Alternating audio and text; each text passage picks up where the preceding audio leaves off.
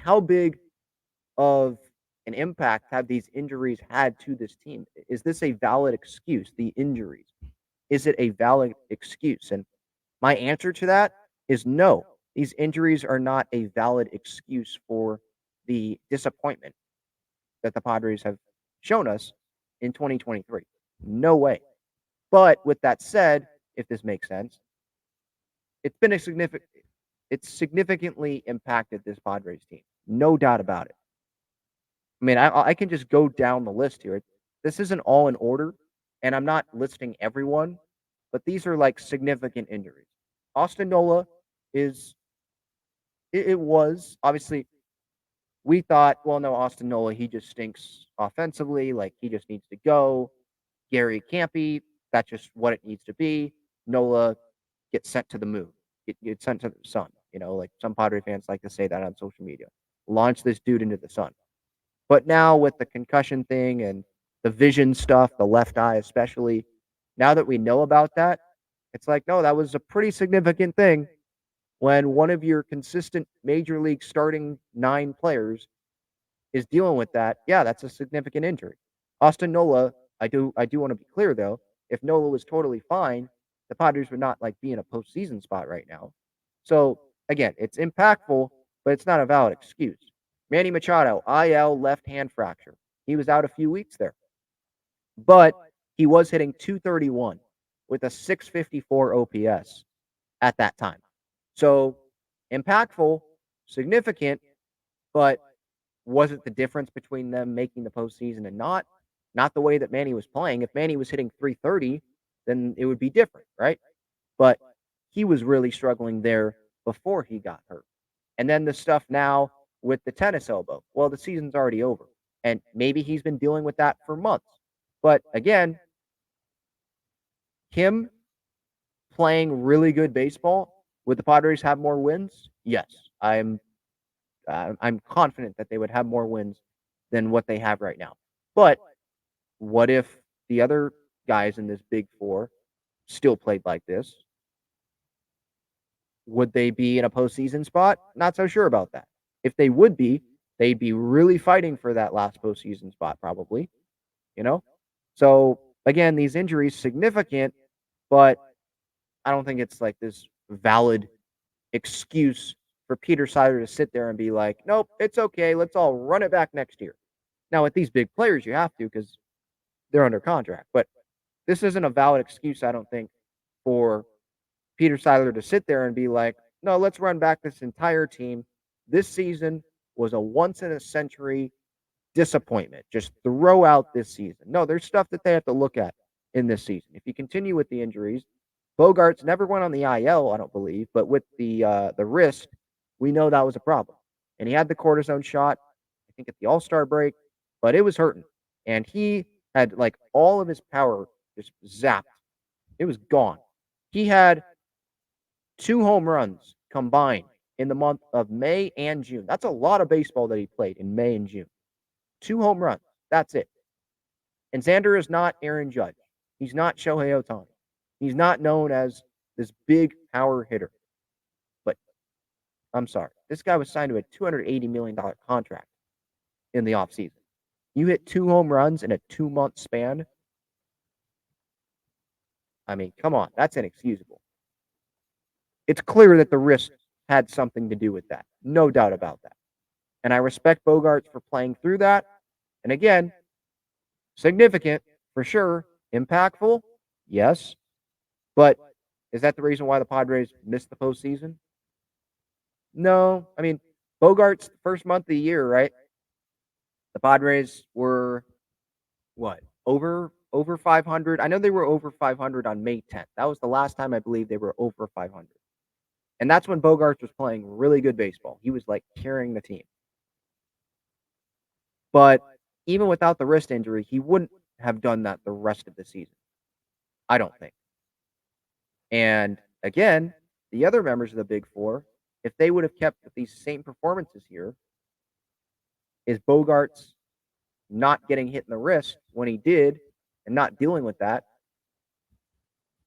That's the difference between the Padres missing and making the postseason. Like they would have made the postseason just if Bogarts was healthy the whole year. I just don't see it. It's really been a collective thing here. It's not just one person where it's like, "Oh, man, that guy was crap this season. That's the reason why." It's not the NBA where it's more of an individual game like that, you know? Like, you can really point to that person's performance. That guy wasn't healthier. That guy sunk in the big moments. No, it hasn't been just one guy. It's been a collective thing. Robert Suarez, obviously, right elbow inflammation, missed 2.5 months.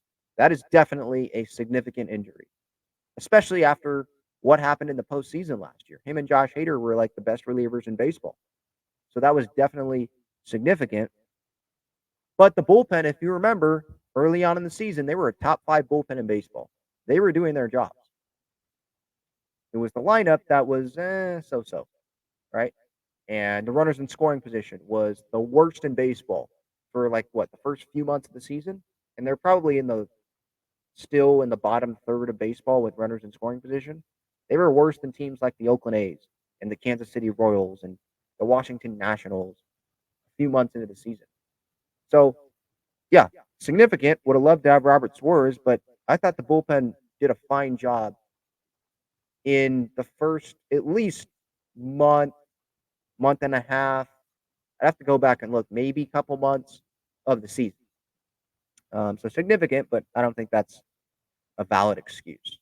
There was just too much talent on this team for all of these guys. Individually, these injuries, like they all add up for sure. But it's not like they've all missed 3 months. Some of these are more minor injuries. Some of these happened, when other guys were playing well. Some of these happened and those guys weren't even playing well. So how much of an impact did that really have? Right? Those guys weren't helping the team anyway when they got hurt.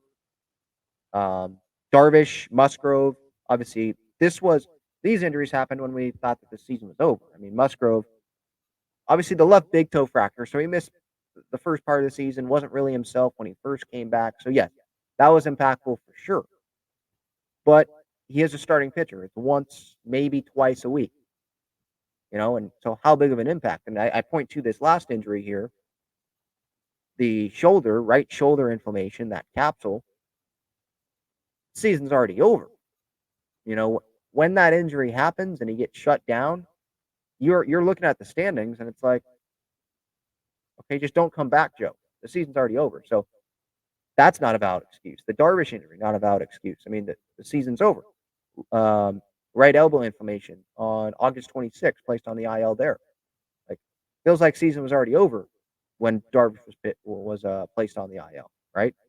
Luis Camposano, that was definitely significant. You add the Nola thing in there.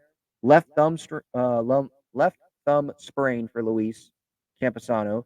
60-day IL on April 17th. That's a big chunk of time to miss. Remember, Brett Sullivan had to be called up. It was Sullivan and Nola. And then, thank goodness, Preller ended up making a good addition with Gary Sanchez, um, taking advantage of the fact that the Mets had let him go, not kept him on their active major league roster. So he had the chance to pick Gary Sanchez up, and Gary was able to have some power early on and have the catching position not be in as bad of a spot as it was, right?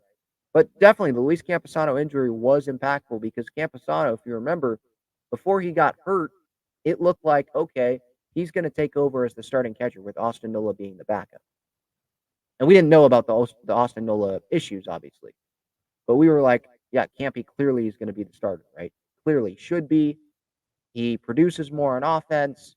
Is it that huge of a defensive gap between the two guys? If it is, I mean, you can have Nola come in late in games, whatever, if you have a lead, right? But you need the offense from Camposano. But then he gets hurt, and that kind of throws some things off. So that was definitely impactful. But I would point to the big four, other big guys. Like the catching position, that's not a spot where I'm blaming it solely on that and being like, oh, yeah, the catching position sucked. They didn't make the postseason because of that. Like, it's all collective here, and it's not just injuries. I don't want to say like the injuries are this big valid excuse. If you bring up injuries, excuse, sure. valid, like, makes sense to use as an excuse, and you can give a pass to this Padres team? No, because it's not like they hit well with runners in scoring position or they played well in extra inning games or one-run, two-run games when they had these guys healthy and in the lineup, right? And so if they were playing well and they got hurt, okay, then that's more valid. But it's not like they were playing well. This team was never, in like a Dodger position, right? Where they were, double digit lead in the division and some things that maybe some fans expected with this Padres team. They weren't in that. So it's hard for me to say, yeah, valid excuse. Michael Wacha, 15-day IL, right shoulder inflammation. Seth Lugo missed a month with the calf strain. But those guys have, when they've been on the mound, they've been good. And the Padres, they've had a good record with Wacha on the mound. And maybe their record would be a little bit better if those guys, including Wacha, didn't miss time. But again, I still point to, well, look at the sample size from the offense. And if those guys were on the mound instead of who? Who was on the mound making those starts? At Ryan Weathers? I mean, Ryan Weathers, if you remember earlier in the year, he had good moments early in the season. And it was like, okay, these are some positive signs, good signs. And then obviously it slowed down. But again, like that's the difference between the Padres making or missing the postseason was those couple weeks that those couple weeks. I think it was more than a couple weeks that Wacha missed, more than a couple weeks that Lugo missed. Like that was a huge difference. It was a difference, but how much of a difference? It was a 9-game difference, which is what the Padres are at, under 500 right now. That's how big of a difference it was. How many games the Padres back in the wild card? It was a 6.5-game difference. Like those guys, if they were on the mound, Padres would be in a postseason spot right now. I'm not willing to go that far to say that. And then like Jake Cronenworth, the wrist fracture. He already had been playing really bad. Season already over when that happened. So again, not a valid excuse. So injuries overall, they were definitely impactful. And if there was, let's say the Dodgers dealt with these injuries, would they be winning as many games as they have won this season? Probably not. But I feel like they'd have more wins than what the Padres were able to get this year because they find a way. Where the Padres this year, they haven't been able to find a way.